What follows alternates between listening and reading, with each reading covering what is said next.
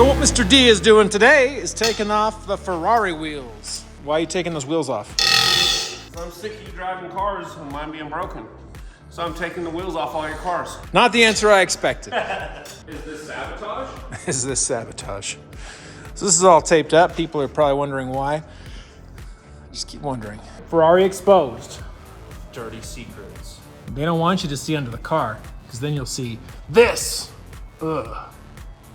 Gross. What happened? I think they forgot a piece. They run out of carbon fiber? Welcome to Stockpile Bad Ideas 101. Just kidding. We're taking off the bumper. Gotcha. So the Assetto Fiorano package has coilovers, adjustable coilovers, and we're going to adjust them today. I don't know if the typical SF90 has the adjustable coilovers. Do you? I do not know. It could. I don't know. I feel like yes, but I mean, that could be a bad assumption. We're going to find out. We'll let you know. That way you don't have to wonder. We'll do the work for you. You're welcome. Titanium lug nuts. Very cool. Check this out. This, see, these are the fronts. These are the new fronts. Dude, So those the are new the- ones are titanium. Right. This is the spacer kit. Got new titanium lugs that are extended over the factory size lugs. New ones don't have the lip, but Mr. D tells me that's just aesthetic rather than functional. Here's the front wheel spacer. These are Use lotion. 11 millimeters. Yeah, we picked my hands because I use lotion. I'm gonna hand this to Mr. D and he's gonna explain why these wheel spacers are good. Hub centric. So you see how this is grooved, so it goes right onto the hub. Then it also, when it's on, has the hub here for the tire. So your tire, you don't have to worry about it being centered. It centers the hub of the tire for you. Non-hub centrics, you get vibrations. These are the rear spacers. What are these? Do you remember? 15? 17. These are 17. And 11, correct? 17 and 11.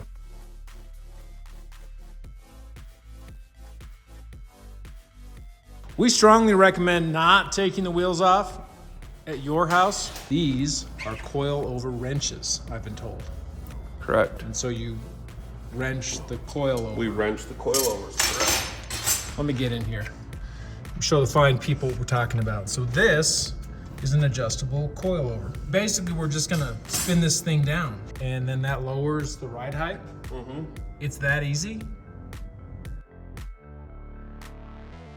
So we're gonna check our position here, take a screwdriver and count the number of clicks. 18. Cool. So this is a wrench for coilovers. We're gonna modify it to fit the Ferrari coilover. We're gonna cut this flat so that it's not rounded. And hopefully it'll fit in there. It will. It will fit in there. Fender liner coming out. And this is very exciting. As you can see here, we now have access to this shield. Mr. D is gently and gracefully massaged the badge from its location. There's the blue line. See it? So there's one. How you doing, Mr. D? doing. What's that hammer for? Oh, I don't know. I haven't used that. Oh, okay. Well, that looks easy. Huh. I was worried this is going to be hard. 3 turns is a 1/4 inch, according to our math. On this car? Yeah, on the SF90. So that means we've got to turn our little cuff 24 times. We did 3. We did 3 so far. That was hard. This is drop attempt number 2. We'll see how this looks in a second. 14 and an 1/8.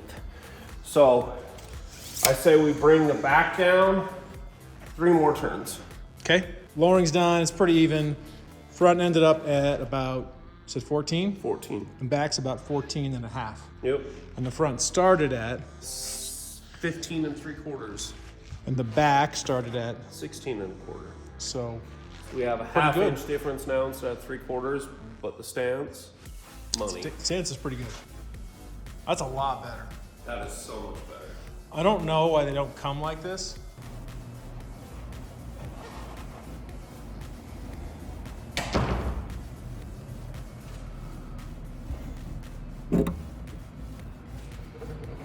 So you just saw the inside of this bumper. We had to take the entire bumper off just to get to the bolt behind here.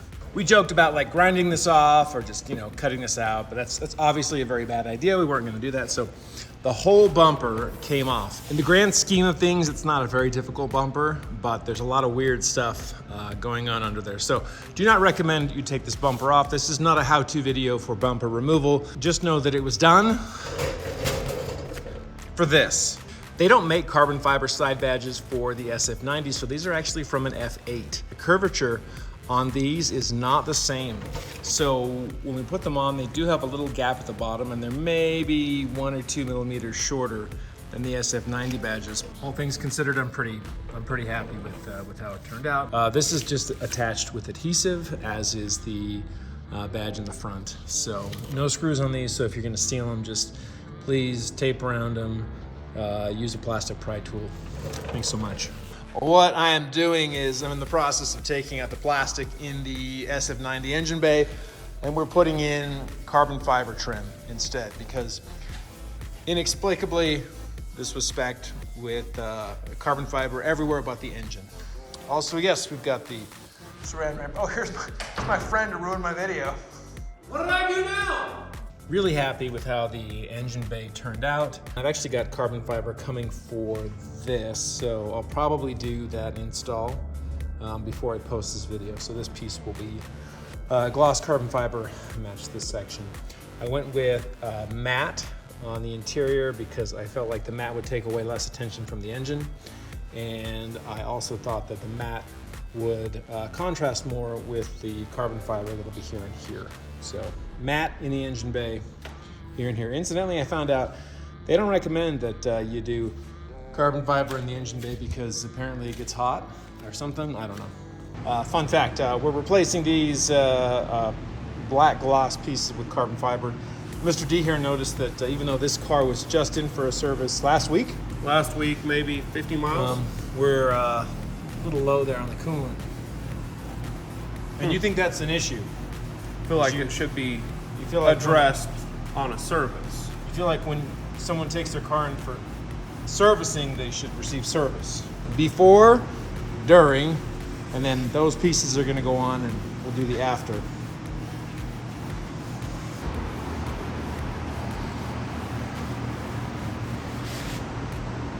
We are now moving on to the radar detector part of our program. This is going to be an installation of a Blendmount. I've done quite a few of these here in the shop. If you buy a Blendmount system, you're going to need a sticky cup from Escort so you can harvest their magnet. This magnet sits here on top of the radar detector, and then that's going to connect here to the Blendmount. It's going to hang off our rear view mirror. In order to make this as clean as possible, we are going to add this hardwire kit here. We're going to run this up to the rear view mirror, hide the cables inside the car's trim, and then hardwire it into the fuse box. Typically the fuse boxes are located in the footwells. For example, in the SF90. So we ran into an issue putting the radar detector in, and that was that there's really not a fuse that we can use. And we decided if we were gonna do a fuse tap, we may as well just tap the mirror. So we made our own mirror tap. We're gonna go put it in. Don't judge us. The install went really well. We got the hardwire kit run here from the fuse box. Yep, right down there. And ignore the part earlier where we made our own mirror tap. That's fake. What's a mirror tap? I don't know. Comes up here through the pillar and across the headliner. This, I think, is the only switch circuit in the whole vehicle, the one that we use down there.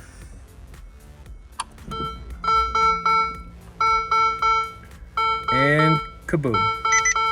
I think we're good. So that's installed with not a mirror tap and no I don't know errors. why you keep saying that word. What does that word even mean? Well, I want them to know we didn't use whatever that is. What is it? I don't know. This is the car with the finished lowering and alignment. The alignment went really well. The car drives awesome. No issues whatsoever. The spacers increased the turning radius slightly. One of the reasons why we didn't go with super thick spacers in the front. No issues with rubbing in the front yet. And even if I did, I've got Sliplow. By the way, Sliplow is not a sponsor or anything, but it's just a really cool product. It goes onto the bottom of your car and then it helps prevent scratching. I know I already mentioned it, but again, very happy with the carbon badging. One awesome detail that no one will appreciate unless I show them. Little chrome Ferrari valve stem caps. Radar detector is working really well.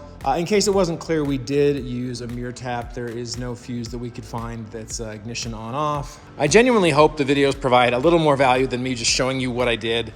You know, you kind of know what to do to remove these, the badging from the car. Hopefully you have some idea of how to lower the car watching this video. I don't recommend it by yourself. This carbon fiber back here, super happy with how that turned out. This is not hard. These pieces just unscrew. There's just a ton of T25s that you take out, and then you pull the pieces out. There's 1, 2 side pieces, this piece here in the front, and 1 back piece. And then these 2 pieces are separate, and this middle piece is separate. If you do all these at once, you need to do these first, because the carbon fiber pieces inside the engine bay sit over the exterior pieces here. One thing you might notice, if you're very observant, is that there's this piece of stealth wrap here. We're considering redoing the PPF from gloss to stealth, but we don't know what we're gonna do yet. So if you saw that, good eye. Those are the modifications we did for this Ferrari SF90. If you have any questions, let me know in the comments, and we'll catch you next time. Have a great day.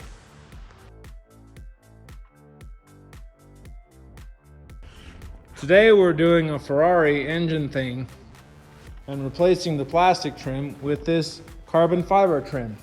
As you can see at the stockpile, we take cosmetic safety seriously and have covered this vehicle with saran wrap that we found near a dumpster.